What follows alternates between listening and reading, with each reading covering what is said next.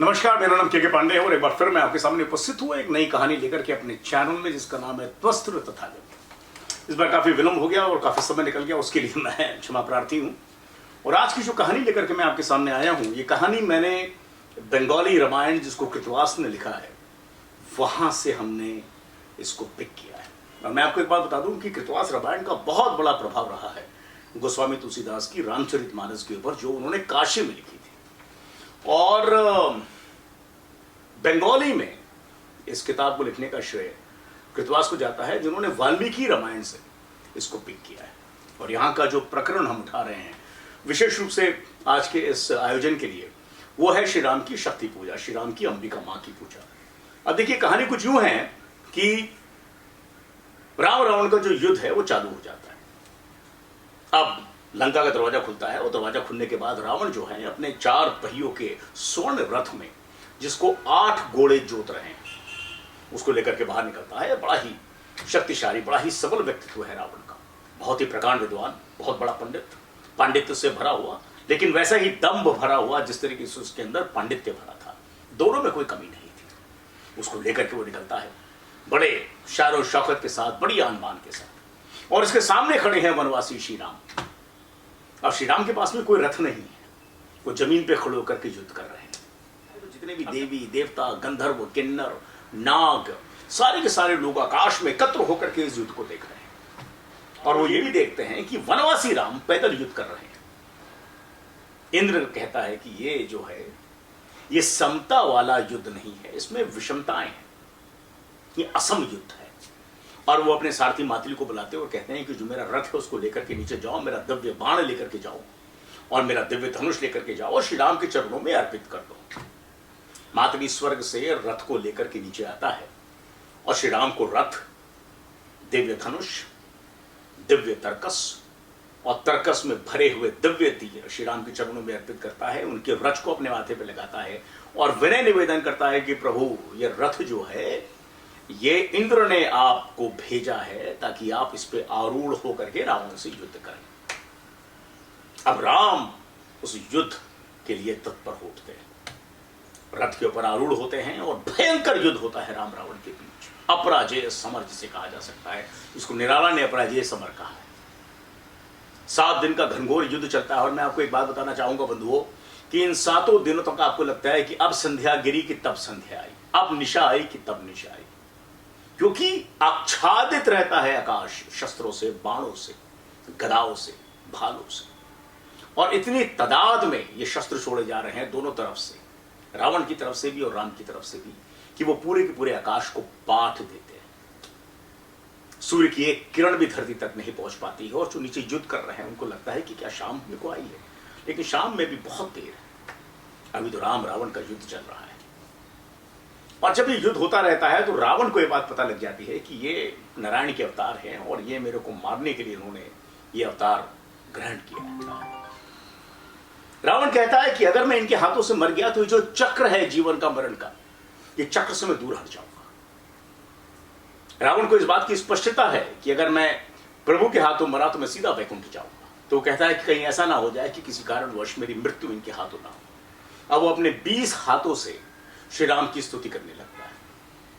इधर वो स्तुति करता है, जब श्री राम इसको देखते हैं तो वो कहते हैं कि अरे ये तो मेरा भक्त निकला, मैं भक्त का वध कैसे करूंगा।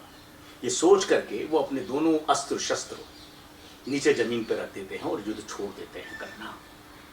उधर ऊपर सारे देवी देवता, नर किन्नर, नाग, ये सारे के सारे बंदे व्यथित हो जाते हैं।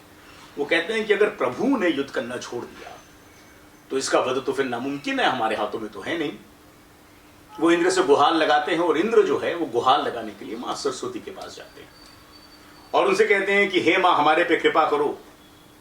अगर तुम जाकर के रावण की जिह्वा पे बैठ जाती हो और रावण से वो शब्द निकलवाती हो, वो शब्द कहलवाती हो जो कि अनुकूल नहीं है, उचित नहीं है, जबकि अनुचित है, तो हो सकता है कि श्री राम को क्रोध आ जाए और ये युद्ध जो है दोबारा प्रारंभ हो जाए। मां उनकी इस प्रार्थना को स्वीकार करती है और जाकर के रावण की जिह्वा पे बैठ जाती है, उसके मति को भटका देती है। रावण दोबारा अब शब्द कहने लगता है, जिसको सुनकर के श्री राम को क्रोध आ जाता है और वो दोबारा युद्ध करने लगते हैं। अब रावण रावण के पास में ब्रह्मा कवच है। विभीषण कहते हैं प्रभु अगर आपने ब्रह्मा कवच को काट दिया तो रावण की मृत्यु बहुत ही निकट है। राम शर का संधान करते हैं और उसके साथ ही ब्रह्मा कवच जो है वो कट जाता है। लेकिन बात यहां पर खत्म नहीं होती।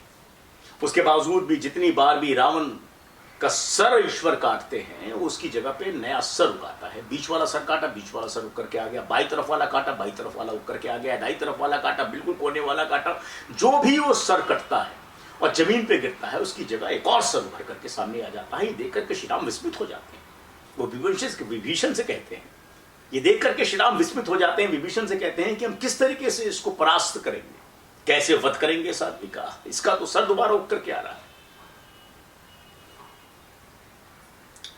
और जितने वो परेशान है इस बात को लेकर के उतना ही रावण परेशान है, क्योंकि रावण का ब्रह्मा कवच जो है वो काटा जा चुका है। रावण कहता है कि सारे देवी देवता मेरे विरुद्ध खड़े हैं, सारे देवी देवता मेरे प्रतिपक्ष में, मेरे पक्ष में केवल मेरी मां है।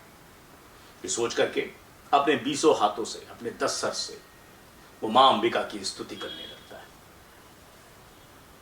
मां तो मां है, वो प्रसन्न हो जाती हैं, रावण के सामने प्रकट होती हैं, रावण को अपनी गोद में बैठाती और कहती हैं, पुत्र जब तक मैं हूं, अगर तुम्हारे सामने साक्षात महादेव भी आ जाएंगे मैं उनसे भी युद्ध करूंगी, मैं उनसे भी लड़ूंगी, तुम युद्ध करो। जब मां प्रकट होती हैं, रावण को ये बातें कहती हैं, तो ये सारी चीजें जो हैं सामने खड़े हुए श्री राम भी देख रहे हैं।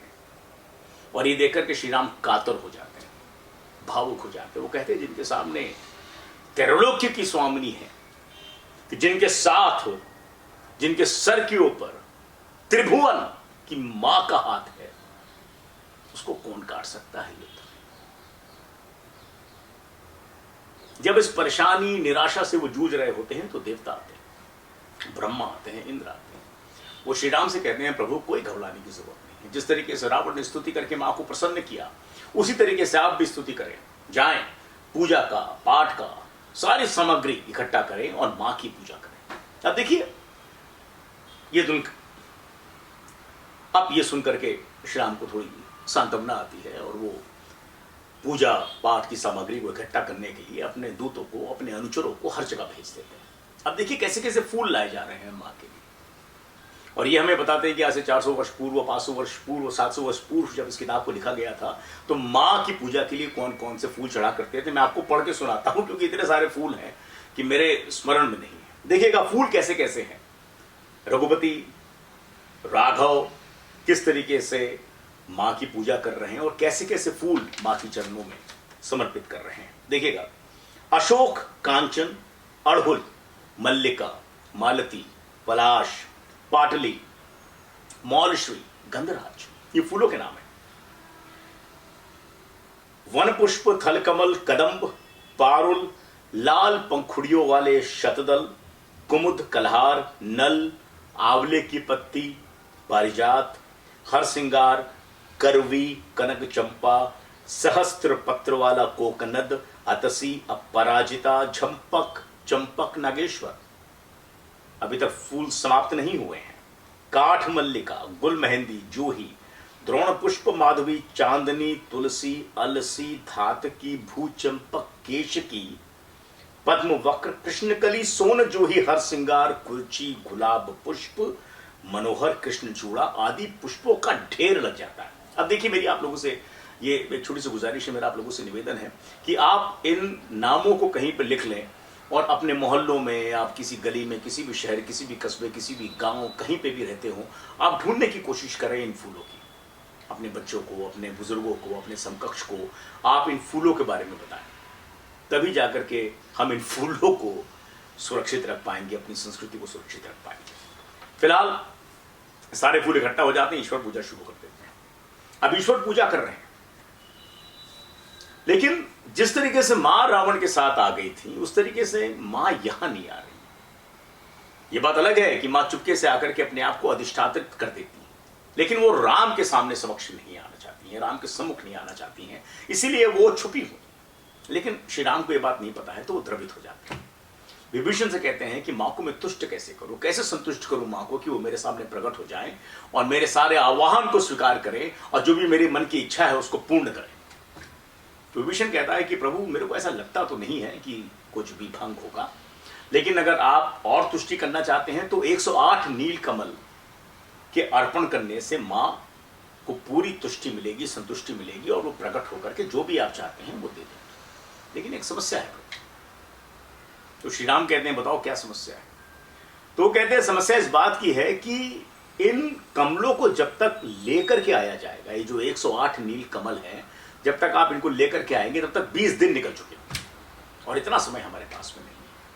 अब इस सारे संभाषण को, इस सारे वार्तालाप को श्री हनुमान सुन रहे थे। वो प्रभु के पास जाते हैं, उनके चरणों पे अपना सर रखते हैं और कहते हैं प्रभु आप बिल्कुल परेशान ना हो। 108 नील कमल, मैं यूं गया और यूं आया, आप अपनी पूजा चालू रखें। इधर ईश्वर अपनी पूजा को चालू रखते हैं और श्री हनुमान पलक झपकते ही 108 गिन करके नील कमल लेकर के प्रभु के सामने उपस्थित होते हैं। और प्रभु से कहते हैं कि एक एक करके आप ये नील कमल देवी को चढ़ाएं। श्री राम प्रसन्न हो जाते हैं, श्री हनुमान को आशीष देते हैं और एक एक करके नील कमल चढ़ाने लगते हैं। लेकिन मां को हंसी ठिठोली सूझती है। वो क्या करती है कि एक छोटा सा कमल वो छुपा देती है। अब कितने कमल बचे? 107। लेकिन श्री राम को ये नहीं पता, वहां पे जितने भी लोग उपस्थित हैं उनको नहीं पता कि देवी ने ये कर दिया। अब जैसे ही 107 कमल समाप्त हो जाते हैं, 108वें के लिए श्री राम का हाथ उठता है और वहां पे जाता है जहां पे कमल रखे हैं, तो उनका हृदय धक कर जाता है, क्योंकि 108वां कमल तो है नहीं, वो तो मां लेके चली गई।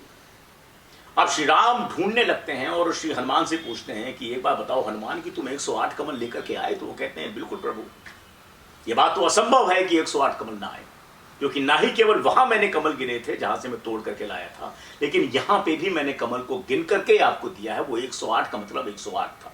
उनकी संख्या में आधे की भी कमी नहीं है, ये मैं आपको विश्वास दिलाना चाहता हूं। ये बात सुनकर के श्री राम घबरा गए, उनकी आंखों से आंसू गिरने लगे, उनकी छाती गीली हो गई।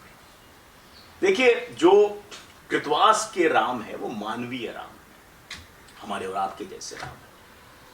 वो हर दिन नई परेशानियों से जूझते हैं, उसका समाधान निकालते हैं, उसके ऊपर विजय प्राप्त करते हैं और आगे बढ़ते हैं, जिस तरीके से एक सामान्य आदमी करता है। उनके अंदर देवत्व है, लेकिन देवत्व को इतने प्रखर तरीके से कृतवास आपके सामने लेकर के नहीं आते। तो जब श्री राम इतने उद्विग्न हो जाते हैं, इतने परेशान हो जाते हैं, तब अचानक बिजली के समान उनके दिमाग में विचार कौन कि जब वो छोटे थे, जब वो बच्चे थे, तो उनकी मां उनको कमल नयन कह के बुलाती। राघव को कमल नयन कहा जाता था, क्योंकि जो उनके नयन थे वो कमल के समान थे। तो राघव कहते हैं कोई समस्या नहीं, अगर एक कमल नहीं मिल रहा है तो उस कमल की जगह मैं अपने कमल जैसे नेत्र देवी के चरणों में अर्पित करूंगा।